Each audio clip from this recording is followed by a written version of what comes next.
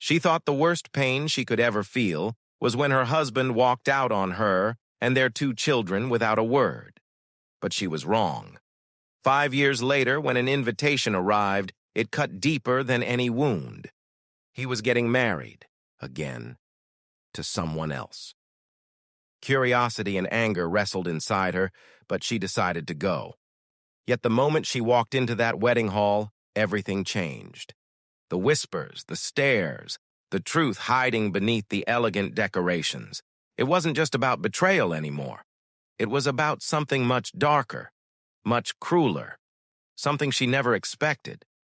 Maria had been married to David for nearly a decade. They had built a life together in a small suburban town, raising 2 children while she worked as a nurse and he climbed the corporate ladder. Their marriage wasn't perfect, but Maria had always believed in loyalty, in sticking together, through storms. That illusion shattered one morning when David simply packed his bags and left, without explaining in a cold, detached letter. For years, Maria struggled, working double shifts, enduring sleepless nights, and answering her children's endless questions about why their father never called. She carried her pain quietly, refusing to let bitterness consume her. But deep down, she never understood what had pushed David away. Then, 5 years later, an envelope arrived in the mail. It was his wedding invitation. At first, she wanted to burn it, but a part of her needed answers. Who was this new woman? Who had taken her place? Why did David leave their family behind so easily? On the day of the wedding, Maria dressed simply. She wasn't there to make a scene, but the thought of confronting the man who abandoned them gnawed at her. Yet, as she stepped into the grand hall, she realized that the pain of his betrayal was only the surface of what awaited her, because the truth about why she had been cast aside wasn't about love at all. It was about the color of her skin. The wedding venue glistened with chandeliers and polished marble floors, filled with laughter and expensive perfumes. But Maria felt the weight of eyes following her every step. It wasn't admiration, it was disdain. She noticed the whispers, the side glances, the way some guests nudged each other and smirked, and then she saw her ex-husband. David stood proudly near the altar, dressed in a crisp suit, holding the hand of his bride-to-be, Emma. She was young, blonde, pale-skinned, and everything society seemed to admire. The contrast between Emma and Maria, dark-skinned, weathered by life's struggles, wasn't lost on anyone in that room. As Maria moved quietly to the back row, fragments of the truth began piecing themselves together. She recalled the way David's family used to treat her, polite smiles that never reached their eyes, jokes that cut too close to cruelty, and subtle comments about her background or her tone. She had ignored them for years, convincing herself it was just her imagination. But now, watching the smug expressions on the faces of his relatives, she understood. David hadn't left because of arguments or because he stopped loving her. He left because he bowed to the prejudice that surrounded him. He traded loyalty for acceptance, his own family for the approval of his peers. Maria's chest tightened as she remembered the nights she cried alone, believing she wasn't enough. The truth was far more brutal. She was more than enough. But to them, she was the wrong color, the wrong fit for their perfect picture. Her children, sitting quietly beside her, shifted uncomfortably under the stairs. And that was when Maria's pain turned into something else. Anger. Anger at the fact that her children were being silently judged for something they never chose. Anger that the man who vowed to protect them had walked away instead.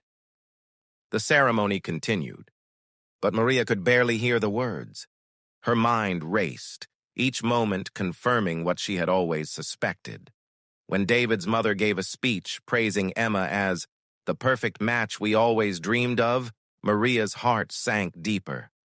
They weren't just celebrating love, they were celebrating exclusion. Maria realized she hadn't been invited out of courtesy. She had been invited as a symbol, to show the world that David had upgraded, Her presence wasn't welcomed, it was mocked. And yet, she stayed, because part of her knew something important was about to unravel. The moment came when the officiant invited anyone who wished to speak now or forever hold their peace. The room fell silent. No one expected Maria to rise, but she did. Every head turned. The whispers grew louder. Maria felt the pressure of every gaze, but her voice was steady. She didn't shout. She didn't cry. She simply spoke her truth. She told the room about the man they were celebrating, about the promises he broke, the children he abandoned, and the years she spent piecing her family back together. She described how she had once believed his departure was her fault, until that day, when she realized it was never about her. It was about prejudice, about the unspoken belief that she wasn't good enough because of the shade of her skin. Gasps rippled through the crowd. Some faces turned pale, others hardened with defensiveness. David's bride looked confused, glancing at him for reassurance, but his face betrayed him, because deep down he knew every word was true. Maria didn't accuse or beg. She simply held her children close and said, "You didn't just leave me. You left them. And no matter what kind of picture you try to paint, the truth will always be in the frame." Then, with her head held high, she turned and walked out. The silence that followed was deafening. For once, David was the one left behind. Outside the hall, Maria felt the cool air against her skin. Her children clung to her hands, their eyes wide but filled with pride.